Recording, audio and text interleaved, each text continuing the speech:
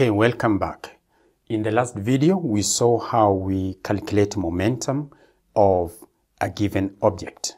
Momentum is the product of mass of the object and its velocity, and it's a vector and it's got a particular direction.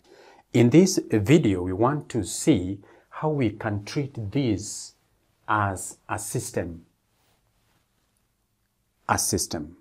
with different particles in it, and these particles may be of the same mass, they may have different masses, they may have same velocity, they may have different velocities. I've given you a situation where the masses of the system has two masses or two particles, and these particles are of different masses and they are moving with different velocities. But we want to see how can we get the total momentum of that system by adding the various momenta. Let's look at the object A. Its momentum, we can write it as PA, will be equal to the mass of A times the velocity of A. And when we multiply that, we get 30,000 Newton seconds to the right. We have already agreed that momentum can have the units kilograms meter per second or Newton seconds. That's not a big deal. Let's look at momentum of B. This will be its mass, which will be 1000 times 25, and you get 25,000 Newton seconds. But that momentum will be to the left, while momentum of A is to the right, like that. But this is when we put an arrow above a letter, we show that that letter, which is the abbreviation of a physical quantity, is a vector. But whether the vector is to the right or to the left, upwards or downwards, the general symbol that we use for a vector is the letter, and the arrow always points to the right. Sometimes we put a wavy line at the bottom. But the arrow that I've put just next to the magnitude now is more specific. It shows that the momentum of B is to the left, while the momentum of A is to the right. Now I want to add these two in order to get the total momentum. Now, if you have not watched my video where I taught you how to add vectors, please do that, because I'm going to use that concept in this video. So to get the total momentum, which I'm going to call PT, it will be equal to the momentum of A plus the momentum of B. I'm going to add them like that in order to get the total momentum. Can put those arrows here, or you may ignore the arrows. There's no problem. Now, in order to add two vectors which are pointing in different directions like that, let's see what we have. The first momentum is like this. This arrow represents the magnitude of the vector is proportional to the magnitude of the vector as compared to this one here, which is a shorter arrow because its magnitude is less than that one there. So that is what I am talking about. So when we add vectors like this, let's see what happens.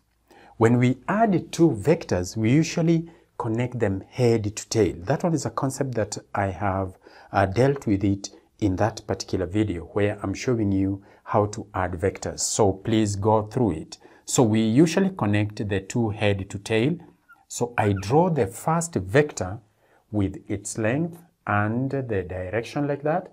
And then I bring the tail of this one to the head of this one. So I'm just going to draw them slightly, not on the same line, so that you can be able to see that this one is actually this one.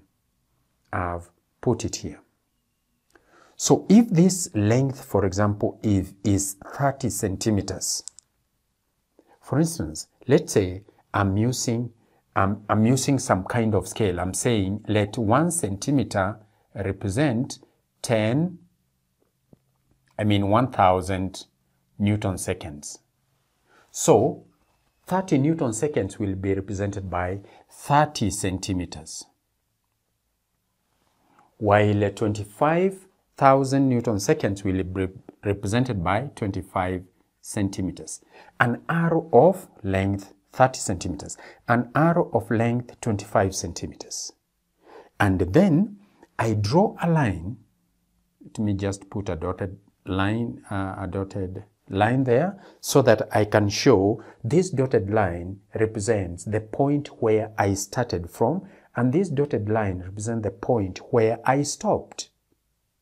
And in order to get the resultant, you always draw a line from where you started to where you stopped. And you can see if this one is 30 and this one is 25, then this should be 5 centimeters. And we can be able to see that this total momentum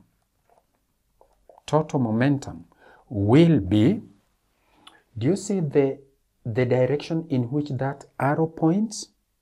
It will be the direction of the total momentum.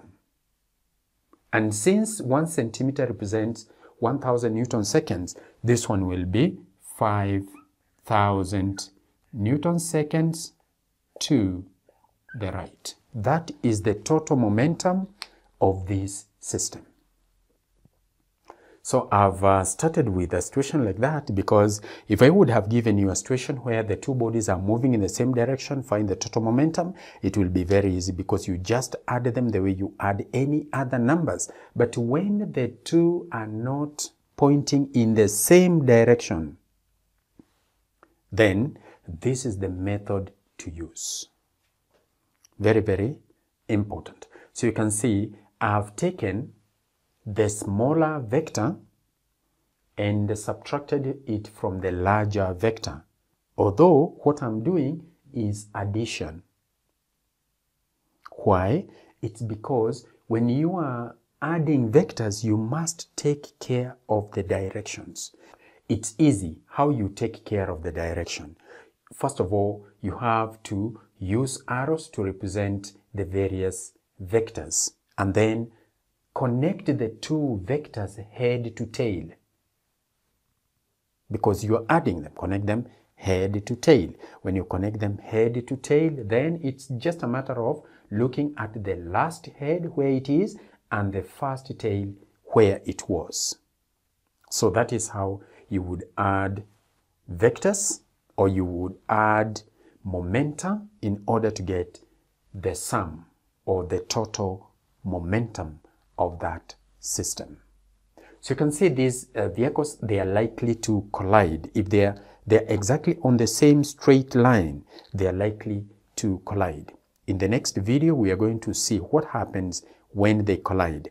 But before we do that, it's important to see how we would add vectors if they were not exactly in the same straight line. So we are going to look at that in the next video.